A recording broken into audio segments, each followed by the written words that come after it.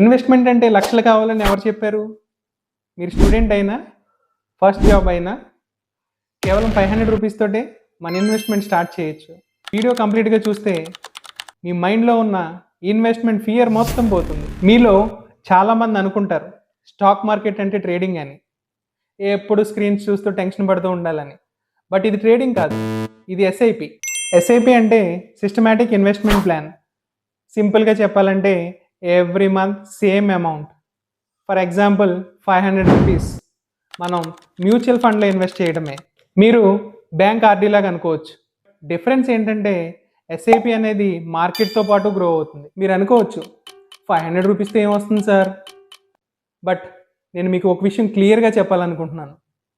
500 అనేది మనీ గురించి కాదు, 500 అనేది మనలో ఒక ఇన్వెస్ట్మెంట్ హ్యాబిట్ క్రియేట్ చేయడానికి. మీలో ఒక డిసిప్లిన్ క్రియేట్ అవుతుంది, అలాగే మంత్లీ సేవ్ చేయాలనే ఒక మైండ్ సెట్ డెవలప్ అవుతుంది. ట్రేడింగ్లో డైలీ డిసిషన్స్ కావాలి, లాస్ అవడానికి ఛాన్సెస్ ఎక్కువ. ఎస్ఐపిలో నో డైలీ టెన్షన్స్. మన మార్కెట్ని ఎప్పుడు టైం చేయం. మీరు మీ మనీని ఇన్వెస్ట్ చేస్తారు, టైం అనేది మీ ఇన్వెస్ట్మెంట్ని డబుల్ చేస్తూ ఉంటుంది. సపోజ్ మీరు మంత్కి 500 రూపీస్ 10 ఇయర్స్ ఇన్వెస్ట్మెంట్ చేస్తే మనం టోటల్గా ఇన్వెస్ట్మెంట్ చేసే అమౌంట్ వచ్చి 60,000. అదే మార్కెట్ మనకి యావరేజ్గా రిటర్న్ ఇచ్చినా కూడా మన టోటల్ అమౌంట్ వచ్చి 1 lakh ప్లస్ ఉంటుంది. ఇక్కడ మనం ఒక ఇంపార్టెంట్ ఫార్ములా గుర్తుపెట్టుకోవాలి.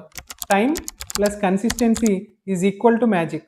అంటే మార్కెట్లో మనం ఎంత టైం ఉంటాం, ఎంత రెగ్యులర్గా ఇన్వెస్ట్మెంట్ చేస్తాం, ఆ బేసిస్ మీద టోటల్గా ఒక మ్యాజిక్ అనేది క్రియేట్ అవుతుంది. మీరు బిగినర్ అయినా, లేక స్టూడెంట్ అయినా, ఆర్ ఫస్ట్ జాబ్ చేస్తున్న మనందరికీ ఎస్ఐపి అనేది ఒక బెస్ట్ స్టార్టింగ్ పాయింట్.